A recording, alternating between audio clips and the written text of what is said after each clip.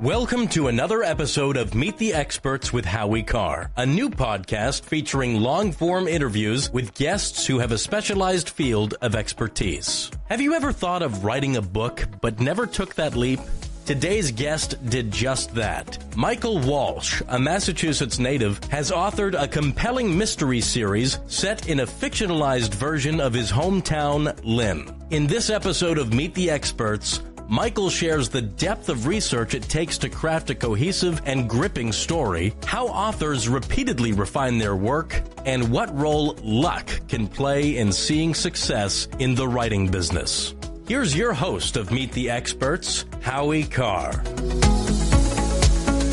Welcome to today's episode of the Meet the Experts podcast, and our expert today is Michael Walsh. He is a native of Lynn. He is a 40-year veteran of General Electric, and he now lives in Florida. And he is the author of the Ocean Park mystery series about a detective in Lynn, or should I say Ocean Park, its proposed name a few years back. He's got a new novel out this spring, and it's called This Wicked City. It already has Amazon's highest rating.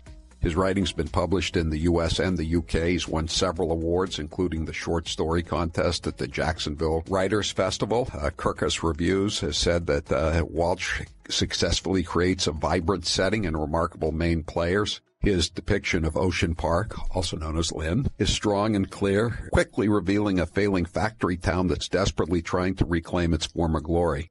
Amazon's Vine Voice calls This Wicked City, his newest book, the one we're going to talk about today, a must-read for mystery lovers. Reviewers have called the book masterful. They caution readers to buckle up. Mike, tell us about Wicked City, and welcome to Meet the Experts. Thanks, Howie, and thank you for your support of Ocean Park Mysteries from the very beginning. This Wicked City is about the murder of a young Haitian immigrant.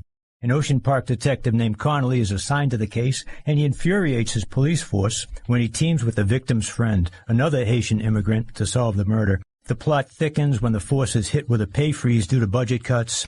A clever love-struck arsonist conspires with a real estate magnate to set ingenious fires, and Detective Connolly's wife struggles with the city's growing crime problem. Haiti's in the news a lot these days, especially in Massachusetts. Why'd you pick Haitians? Well, the North Shore, the Lynn community, the Everett community, has a very established Haitian population, and they've got a lot of community outreach. They have churches, community organizations, schools, collaboration programs, etc. But they have a very interesting history, and that's what sold me on making that a big part of the plot.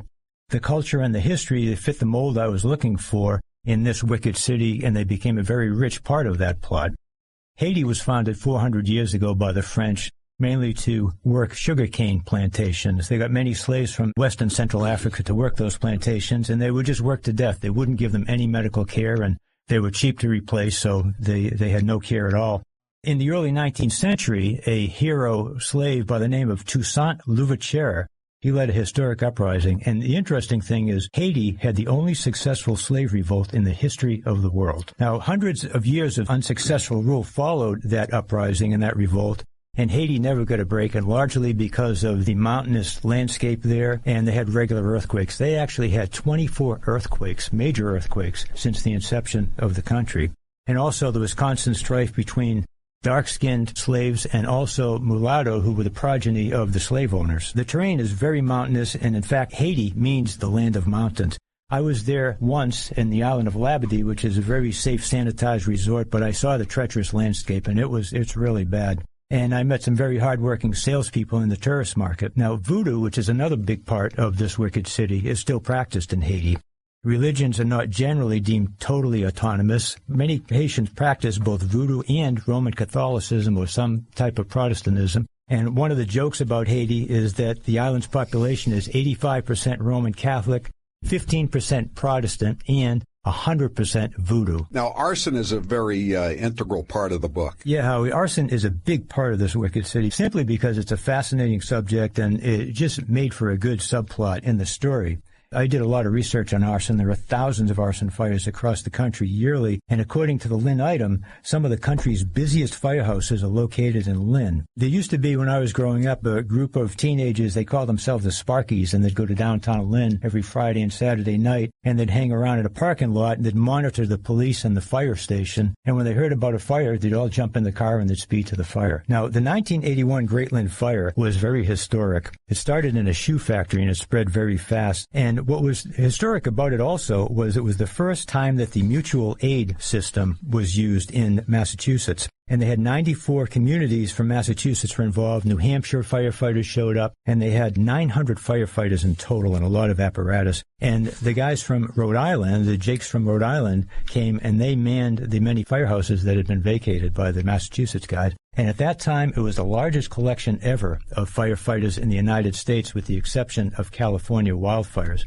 Also, an interesting story was Ed King, who was Massachusetts governor at the time. He showed up in a state police helicopter to help out, and he lifted the Lynn fire chief up overhead, and what they did is they planned the attack, and when they get up there, from what I understand, it looked like it was a hopeless cause. So what they did, the fire was getting out of control, and the Lynn fire chief just ordered all of the guys out of there, all of the firefighters, and let it burn. The scene was described by the Lynn item as a war zone. Yeah, Stanley Foreman, the great Boston Herald American photographer, won 3 Pulitzer Prizes, then worked at Channel 5. He's got a book out, and a lot of the pictures are from the Lynn fire. It was magnificent. Another story from when I was working in GE, we had the reps, the engine reps, were calling from all over the world. They had heard about the Lynn fire, and they thought that the whole city had burnt down. That's why they were calling, but it was a good part of the city, but it got quite a lot of press. Another thing that was unique about it is the fire spread so rapidly to 3 buildings, it brought winds like a tornado, which they had never seen. And the heat was so intense that fire engines are actually burning up, and hoses were burning and burst in the street, and they had to set up a relay system because they were running out of water, so they had a relay system that was bringing salt water from Lynn Harbor to help put the fire out. Arson is a big part of this wicked city, yes, for the same reasons that arson has traditionally been big. Yes. As a result, 17 buildings were destroyed, 800 people homeless, thousands more jobless. And I researched arson extensively. It's very interesting.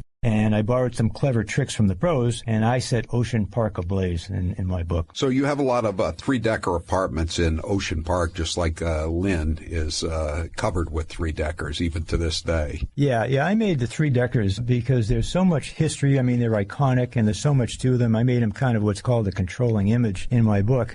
By the way, they're also called triple-deckers, stackers, and layer cakes. And the first 3 houses I lived in were 3-deckers, and I've probably been in 100 more in my time in Lynn. They were built in the late 19th and 20th centuries. The first one supposedly was built in Worcester, and as you know, many were built across New England. By the way, the reason that they're all on these long, narrow lots is that the utility costs were charged by frontage, so it was economical for them to do that. So, in fact, one of the statements in my book is as they're walking down one of the alleys, and it's one of the streets in Lynn, they look like giant dominoes in military precision. Is there a love story in this wicked city? You know, most stories, police procedurals, have some kind of love interest in it. Yeah, and one of the unique things, and I know this from, being I'm with a romance house as a publisher, and usually they have HEAs, which are happily ever after endings. But this wicked city has 2 love stories, and both of them are troubled. But that's endemic of crime fiction and mysteries in general. They usually don't end well. For instance, in Robert Parker, who's one of the great late Boston author, in his book A Savage Place, Spencer, his private detective, is protecting L.A. investigative reporter Candy Sloan, and they have a brief affair. Spencer's already in a relationship, though. And then, when it becomes evident that Candy is also open in her relationship, Spencer all of a sudden is disturbed, but he stays professional. So it's a good example of Parker creating a brilliant Shakespearean situation that ends in yet another transformation for Spencer. It just doesn't end well. And Lehane does the same thing. Patrick and Angie, who were his 2 protagonists in books like Gone Baby Gone and that series, they have a simmering attraction early in the series. Finally turns into a love affair, but the dream is not what they imagine. So if that were a romance book, it'd be an HEA, but in Boston crime fiction, it's non-HEA. You get good mentions in the reviews for your characters' dialogue, and a lot of Boston writers are known for their dialogue. What's the secret for you and other Boston writers, do you think? Well, I call it Boston speak, Howie, of which you are the Grand Master, in fact. I know that you're very familiar with that and use it often. Basically, it's witty sarcasm and clever repartee. In real life, people don't usually speak directly to each other. If you pick up a book and it's, hello, how are you this morning, or whatever, that's not the way people speak. What they do is they redirect, they obfuscate, they defend themselves. Sometimes they humiliate, they retaliate. Talk about growing up in Lynn. You know, I used to, at the State House, I used to cover Tommy McGee, the speaker. I'm sure I knew Tommy McGee very well. In fact, I and my family, we campaigned for him quite a bit, and Tommy rewarded me with a state scholarship to Boston University, too. In fact, I know his sons very well, too. Great guys. The mayor, the former mayor now. Yes, and also Sean I coached with, and the McGee is a very famous family. They left quite a legacy. They're the quintessential political Lynn people, but tell us about your background in Lynn. Well, first of all, Lynn is a great community, and I feel very lucky to have grown up there. Physically, it's got a long, clean beach. It's got one of the country's largest city-owned reservations in Lynn Woods. It's got a lot going for it. It's called the City of Firsts, and I know that firsthand because working from GE, we built the first American jet engine right in Lynn, Massachusetts.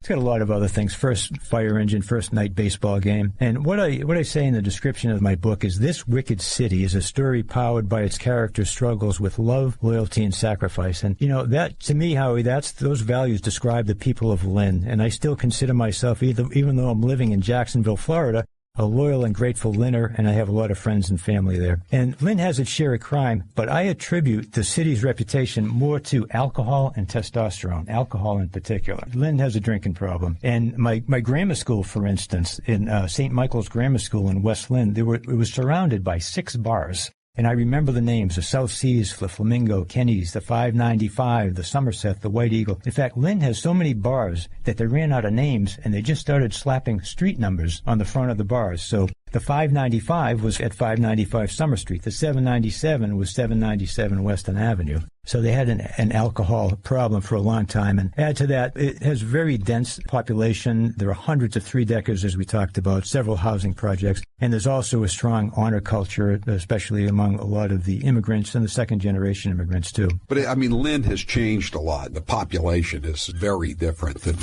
when you were there. Very different. When I was there, it was mostly Irish, Polish, Greek, Italian, French, Canadian. It was funny because the city was roughly divided into ethnic areas, and mostly it was, everybody stuck together. But today the immigrants are mostly Caribbean, Asian, and Central or South American, and the economy seems stable. They've got a great mayor now, Jared Nicholson, who I was just texting with this morning. I've made friends with him, and he's doing a super job. The crime, really, comparatively in Massachusetts, isn't that high. The crime rate isn't that high, but they still have some problems, and they have gangs. They have Bloods, Crips, Black Shadows, and Asian boys. Not much different than most cities. Why do you call it Ocean Park rather than Lynn? I mean, at the Herald, we always make jokes for years about Ocean Park, trying to change the name. Well, partially because of this. Lynn has it, and its infamous poem, which goes back over 100 years, and this is how it goes. Lynn, Lynn, city of sin, you never come out the way you came in. That's what we all know. Now comes the forgotten verses. You ask for water, but they give you gin. The girls say no, yet they always give in. What looks like gold is really tin. If you're not bad, they won't let you in. It's the damnedest city I've ever lived in.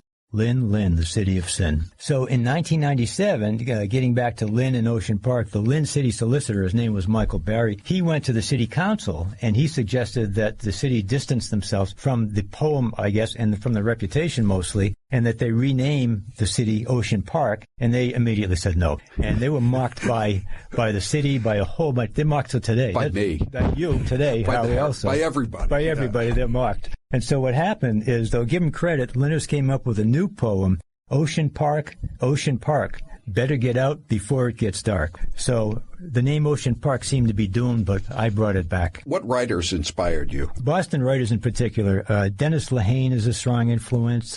He's the master of what's called the Boston noir genre. Gone Baby Gone and Mystic River, I love them. They're classics. And Robert Parker, who I actually lived a few houses from in Linfield. He lived there for a while. And one day he invited me in, and we watched a Red Sox game together, and we had a long conversation about writing. Very good, supportive guy, and he was supportive to my writing efforts, too. Also, non-Bostonians, Stephen King. When I say he's a non-Bostonian, though, I think we got to make him an honorary Bostonian, Howie, because he lived in Malden for a while when he was very young. I didn't know that. Yeah, he had a tough family situation. They were pretty poor, and his mother moved him to Malden, I think because relatives were nearby. John D. MacDonald, who I know you're a fan of, too. I read that in Paperboy, and I love him. The Travis McGee novels, I reread them. Michael Connolly, and I really love reading nonfiction writer Sebastian Junger, who wrote The Perfect Storm. Now, because I think he's the one guy who can write nonfiction like it's fiction. He can really put you there. When did you decide to become a writer, Michael Walsh? Well, I can tell you the very moment, Howie. And since I was very young, my parents started to teach me how to read, and then the nuns took over in first grade, and I started pretty early there. So I read voraciously since I was very young. And then at 8th grade graduation, which was in the now-gone St. Michael's Church, I won both the English Award and the Polish Legion of American Veterans Essay Contest. And from then on, the die was cast, and I was a writer. I was becoming a writer. So I graduated from St. John's Prep in Danvers, where I got an important education in classic literature, and I took Latin, public speaking, writing, so forth. And from there, I went on to Boston University. Like most writers, as you said, I needed a vocation to accompany my avocation, and I had my long career at the GE, by the way. That's what it's called in Lynn. It's not General Electric, it's the GE, which I kid them about. And it's funny because when I kid people about that in Lynn, they say to me, "What's the problem?" It's the GE. So you went to BU, College of Communication. So what was that like, as if I don't know, having taught there for 3 years myself? Well, I attended at a very important time, and I met a lot of notable, famous people there. I kind of feel like Forrest Gump sometimes going through BU with all the people that I ran into. But the first day, in fact, controversial dean and future gubernatorial candidate John Silber and I started. We started together on the very first day. On my freshman year, I watched political science professor Howard Zinn, a famous activist and professor, encouraging students with a bullhorn on Bay State Road to take over the administration building and disrupt Marine recruiters there. This was during the Vietnam War, until 50 riot police arrived on a bus, and they made arrests, and they took care of that. Right up the street, a new band named Aerosmith lived, and they were poor struggling artists at the time. And I watched them often on the lawn in front of the student union, and I found out just a couple of years ago that the reason they were doing that is they had zero money for food, and the deal was that they could eat in the West Campus cafeteria if they played for an hour or so. So I got a degree in journalism, and Howard Stern was in a lot of my classes, although I can't say I knew him or that I ever spoke to him. But he was only memorable because at 6'5", he towered over everyone. And he was a disc jockey at WTBU, but he got fired by his boss on the air for being outrageous, which was some foreshadowing there. I worked at BU's Daily Free Press, and also Bill O'Reilly happened to be working there at the same time. He was a graduate student in the School of Communication at BU, and he worked at the Free. So I got some bylines, and I got a lot of experience. And Bill also, besides working at the Free Press, he was out doing freelance, and he sold some freelance reporting for a Fannie Fox interview down in the combat zone that he did. Right. So after I graduated, when I initially graduated before GE, I got a job writing ad copy for a lot of the Route 1 restaurants, the Ship, the Continental, the Hilltop. And then GE hired me, and a lot of people find it interesting. They hired me to edit and to write jet engine manuals, which I did for a little while, and I did some script writing for training videos and manufacturing courses, and then, as you say, I had a long career. I get over into the repair business pretty much after that. That's where the money was. Tell us about Ocean Park's journey. It's tough to get published, but what did you do to get published? Well, I sent out hundreds of queries. And I'd been sending out queries before we had a lot of laptops and computers. People thought I was insane. That's the operative word, you have to be insanely persistent, because what's real discouraging is only about half of them are ever even answered, even electronically now in email. And sometimes you'll get a response in a year, or even more than a year I've got responses. So I had some close calls, and that's the point. That's the tough thing about it, Howie, because you get disappointed, you think something's going to happen, and it doesn't happen. But I had a kid by the name of Jacob Roundy who was a reader. I remember that name. He was very interested, and he kept emailing me when he saw the first chapter or so. And finally they requested the whole manuscript from my publisher, which I'm still with. The name is the Wild Rose Press, and they're a very successful romance publisher in New York, and they decided to expand into mysteries. So they were looking for mysteries, and I was in the right place at the right time after hundreds, if not thousands, of queries, and all of a sudden they asked for the manuscript. And I've been with them. They've been very great and professional, and I have the benefit of their large romance marketing and support organization. We're talking to Michael Walsh. He's got a new novel out, This Wicked City. It's part of the Ocean Park series. It's about a Lynn detective and his work, and this is the latest one, This Wicked City. So what would your advice be to anyone who wants to get published? My advice, Howie, I read a lot of writing books. I took some courses at BU, and But the way to really learn writing is to join a writing group. That's how you learn the craft. In Jacksonville, Florida, we had a great writing group. It was called the Bard Society, and it had some very experienced writers, thriller author Steve Berry, who sold 22 million copies of his thriller work, and novelist David Poyer were both members of the group.